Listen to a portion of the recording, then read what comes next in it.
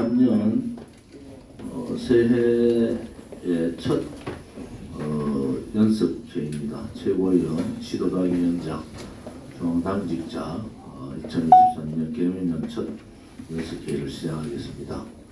오늘은 현충원 참배를 했고, 오늘 뵈니까 여러 외국 혹은 보수 단체들이 현충원 참배를 하는데, 안타까운 것은 이승만 건국 대통령이나 박정희 대통령 묘소를 우리 공화당을 제외하고는 거의 참배를 안 하고 있다, 이런 모습에서 안타깝습니다.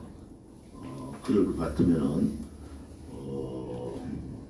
당사나 또 혹은 보수 단체의 박정희, 이승만 건국 대통령이나 박정희 대통령 사진을 내리는 것이 옳지 않습니까? 새해에 당연히 현충원 참배를 하면은 건국 대통령과 또 우리 보수의 그러한 큰 맥을 잇는 박정희 대통령 각하를 참배하는 것이 도리가 아닌가, 저는 그렇게 생각을 하고요.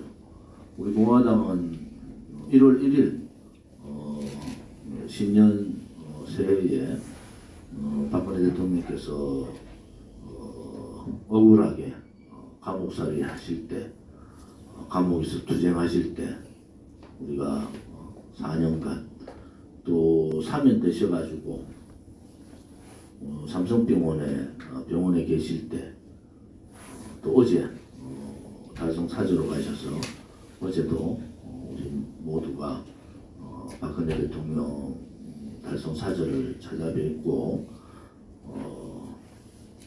건강하시고 또 빨리 국민의 품으로 한 분 한 분의 국민의 손을 잡아주십사, 이렇게 말씀들을 올리고 왔습니다.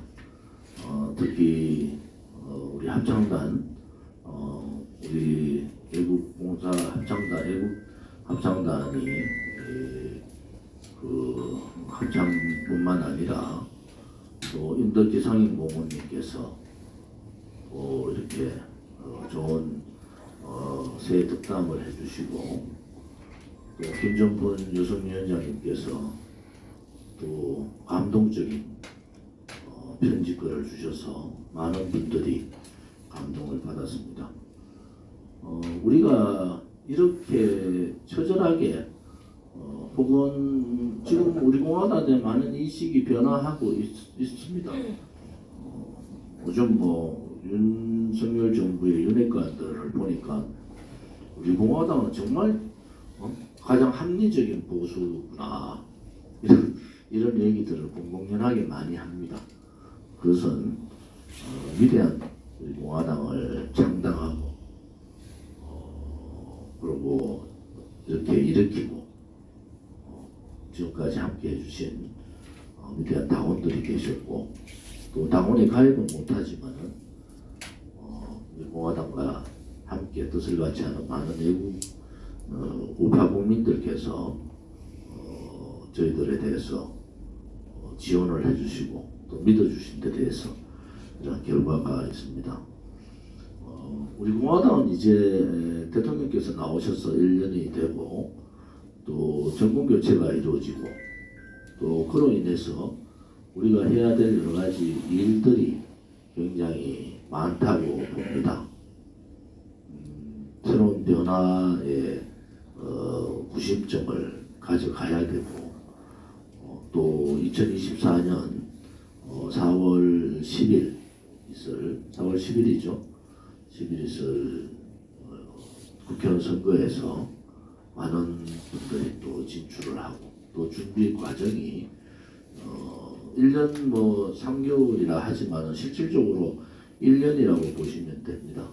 올 2023년 한 해가 우리가 전력을 다해서 우리의 당의 모습을 갖추고 또 역량을 키우고 또 세도 늘리고 또 우리 공화당에 덮어 씌워졌던 여러 가지 프레임들도 걷어내고 거기에 당대표인 저도 앞장서겠습니다만은 우리 시도당 위원장님들이나 또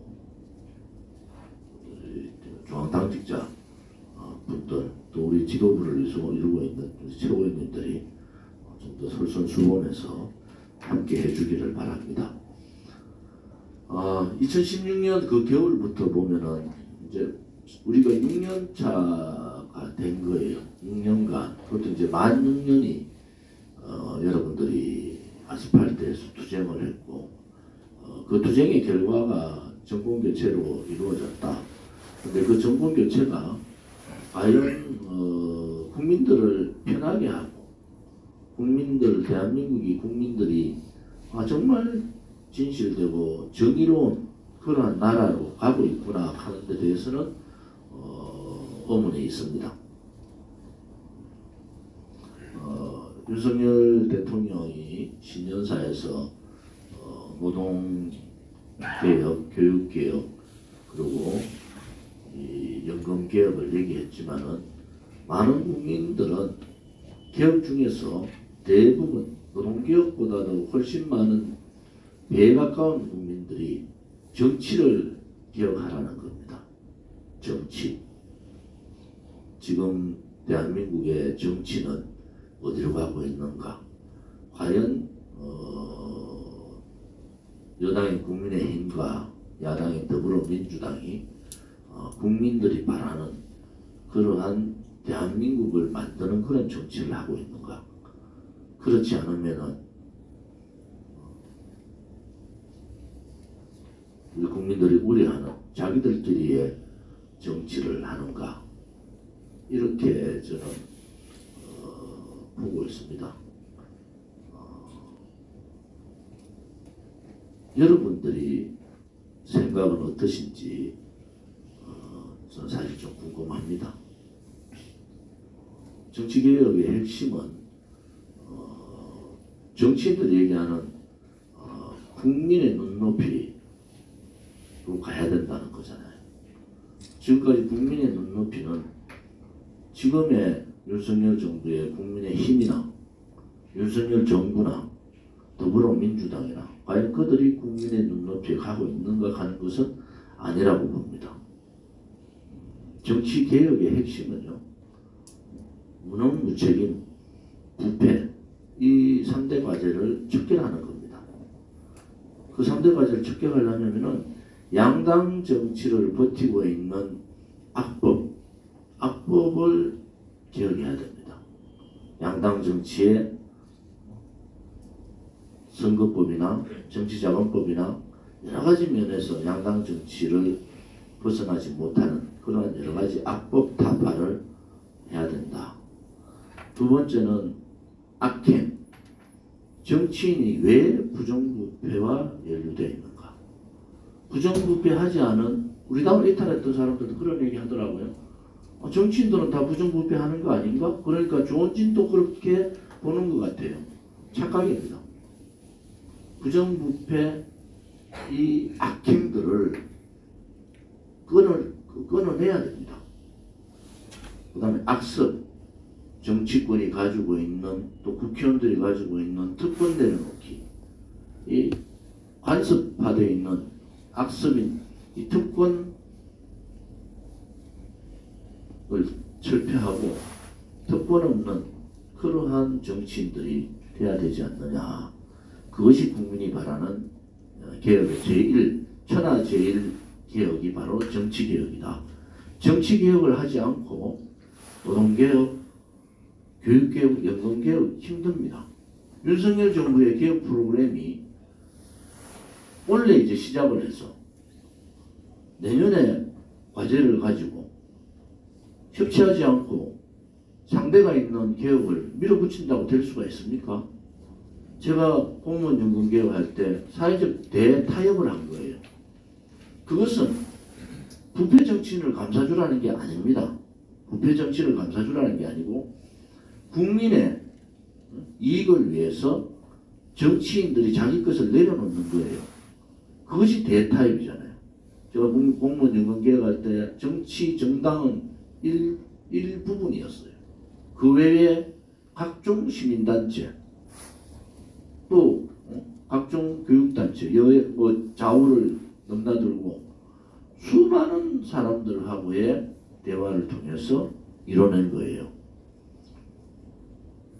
제가 MB정부 때 했던 노동개혁도 마찬가지입니다. 저로 봐서는 양대 정부의 노동개혁과 공무원연금개혁 가장 잘한 개혁을 제가 했다는 거에 대해서 자부심은 있지만은 그거의 전제는 자기부터 내려놔야 되거든요.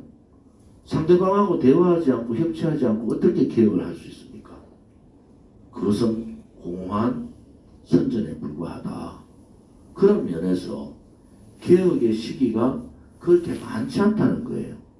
2년 차에 개혁하지 못하고 늦어도 3년 차 중반까지 개혁하지 못하면 개혁을 못하는 겁니다. 개혁의 당사자가 있는 개혁을 협치하지 않고 어떻게 개혁을 하겠습니까? 국민의 지지율을 50%, 55%, 60%를 얻지 않으면 개혁을 못하는 겁니다. 그런데 윤석열 정부는 개혁을 얘기하면서 개혁의 시기는 4년차, 5년차로 밀어놨어요. 그래서 개혁을 안 하겠다는 거하고 똑같은 얘기입니다. 국민을 속이는 거잖아요. 이제 우리 공화당이 제대로 봐야 된다. 제대로 봐야 된다. 개혁을 하겠다는 의지가 도대체 있는 거냐? 그렇지 않으면 지지율을 확보하기 위해서 개혁의 목소리를 내는 거냐? 윤석열 정부가 제대로, 저는 윤석열 대통령이 정치에 관여를 안 했기 때문에 정치개혁이 가능하다고 보는 사람인데 이미 8개월 만에 너무 정치에 깊숙이 들어와서 발을 너무 많이 넣어버렸다. 그것이 가장 안타깝다고 보는 사람이에요. 정치개혁 제대로 하면은 나머지 노동개혁이나 야당도 그렇게 설득이 가능한 그러한 인사들 있었는데 이거는 대통령 주변에 있는 사람들은 야당 욕하기 바쁜 거예요. 야당을 욕하려면은 우리 공화당이나 조원진이 해야 되잖아요. 자기들이 대통령 탄핵시킨 자들이, 배신했는 자들이 무슨 자격으로 야당을 욕합니까? 똑같은 배신자들인데, 똑같은 역적인데 제가 볼 때는 똑같은 대한민국 체제를 무너뜨린 그런 자들인데 참고 또 참아도 이것은 아니라고 보는 겁니다. 오늘 조선일보하고 윤석열 대통령이 단독 대담한 것이 실렸죠. 중요한 거는 중대선거구제 얘기를 했어요. 여러분들 이제 이 방송을 보는 분들이 잘 아셔야 됩니다. 그 전에 김종인 전 비대위원장이 했던 그 그림으로 가는 겁니다. 그 그림으로 가는 거예요. 이혼집정부제, 소위 말하는 민주이혼집정부제, 그런 그림으로 가는 겁니다. 그것은 뭐냐면요, 중도선거구제 자체가 나쁘다는 거 아니에요. 그것은 다양한 목소리를 받을 수는 있는데 그것이 이번 국회의원 선거에서 만약에 국민의힘이 여소야대 극복을 못하는 사태가 되면은 바로 내각제로 갑니다. 그것이 중대선거구제를 요구하는 거예요. 근데 중대선거구제 더불어민주당이 해봤더니 20석 가까이가 준다는 거예요. 자기 의석이. 그래서 더불어민주당이 딜레마에 빠졌답니다. 지금 자기들이 조사해보니까 중대선거구제 했을 때 자기들의 의석 자체가 한 20석이 줄어든다. 그래서 딜레마에 빠지는데 오늘 아침에 제가 방송에서 얘기했다시피 정치에 주고받을 것이 너무 많은 거예요. 하나는 부패의 고리를 끊어야 된다는 정치개혁의 대상이, 물론 국민의힘도 대상이지만 더불어민주당이 여론조사에서 63%가 현재 국회의원을 교체해달라는 거잖아요. 그 다음에 55% 가까이가 국민의힘 현재 국회의원들을 교체해달라는 거예요. 그게 60% 이상의 국민들이 현재 국회의원들을 교체해달라는 거거든. 그럼 중대선거구제라는 것은 특히 대선거구제가 저 같은 경우에 예를 들어 대구를 4개로 나누는 겁니다. 대구에 우리가 60만이죠. 4개로 나누면 6, 4, 24 인구로 따지면 달서구 전체에서 3명을 뽑는 거예요. 달서구 서구 합쳐가지고 또 저쪽에 북구까지 합쳐서 또 4명 정도 뽑고 나머지 합쳐서 이래가지고 12명 정도를 뽑는 겁니다. 그러니까 3개 내지 4개 지역으로 나누는데 그게 중선거구제고요. 대선거구제는 대구를 하나로 하는 겁니다. 대선거구제. 대구에서 전체에서 12명 뽑는 겁니다. 지금 김진표 국회의장이 내각제 하잖아요. 유승민 의원의 행동도 잘 지켜봐야 됩니다. 이 사람들이 중대선거구제를 하자는 것은 한발 국민의힘의 윤석열 정부는 자기가 대통령직을 이어가려면은 이제 여소야대 극복을 못하더라도 내각제로 돌겠다는 신호탄을 던진 거고요.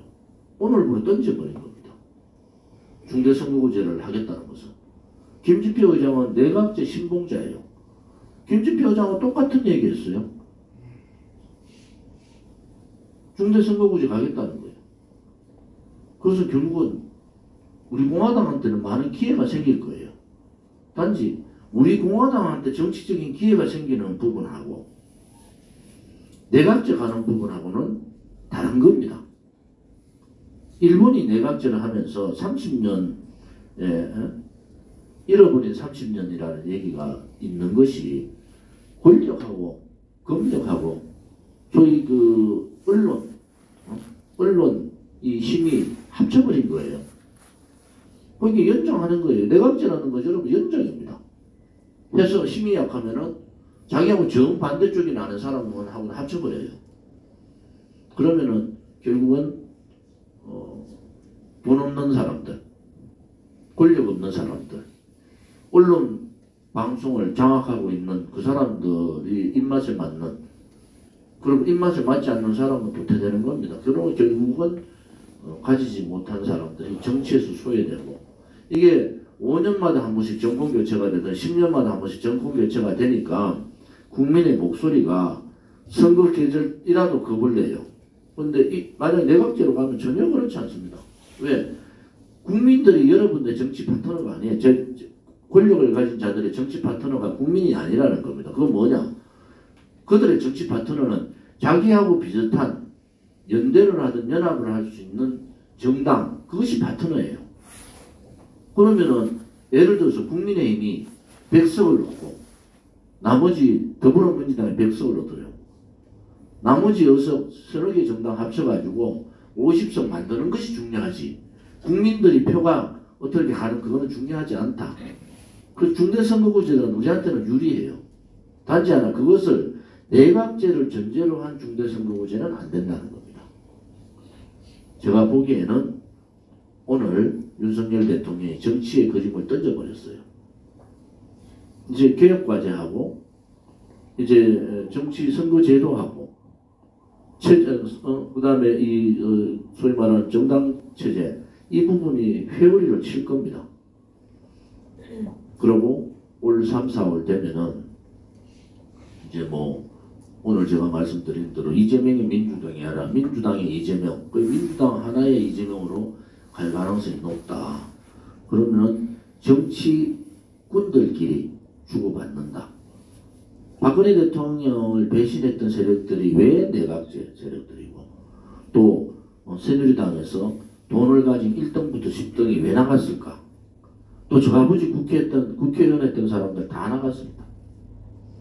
박근혜 대통령 안 나가더라도 당에 있으면서 박근혜 대통령의 탄핵을 이끌었던 그런 사람들, 그 사람들은 다 학교 재벌이든 돈을 가진 사람이든 기득권을 가진 사람들이었어요. 쉽게 제가 설명을 드린 겁니다. 그래서 여러분들이 지금 정치판이 흘러가는 부분들을 우리가 잘 예의주시해보자, 그런 생각을 가집니다. 오늘 2024년 1월 2일 날 우리가 이제 시무식을 가지고 1월 7일 날 우리 주요 당직자, 소위 당대표 최고위원, 그 다음에 시도당 위원장, 그리고 시도당의 실무장, 그리고 중앙당직자 연수가 1박 2일로 7일날 집회를 마치고 연수를 합니다. 1월 7일날 12시에 서울역 2023년 첫 태극기 집회를 서울역에서 하고 용산까지 행진을 하고, 용산에서 늦어도 오후 5시에는 아마 마칠 겁니다. 그래서 많은 분들이 와주시기를 바라고요. 오늘도 제가 재재판 문제라서 잠시 들렀다가 잠깐 격려만 하고 왔습니다만은 1월 12일 날 재판이 2시이기 때문에 1월 12일 날 12시에 법원 앞에 서초동 법원 앞에서 집회를 갔습니다. 추운 날씨에 추위를 아랑곳하지 않고 홍보관을 운영해 주시고 또 탄원서를 내주시는 동지들과 자유파 국민들께 감사를 드립니다. 시도당마다 차이는 있지만 홍보관은 해야 됩니다. 여러분들이 홍보관을 통해서 지금 이미 100명 이상의 책임당원 확보가 된 거잖아요. 그러면 각 시도당에 힘들더라도 힘들 때는 중앙당에 또 중앙내에 있는 시민단체들이 있으니까 연대를 하세요. 각 시도당이 연대를 해서 홍보관 운영을 제대로 할 수 있기를 바랍니다.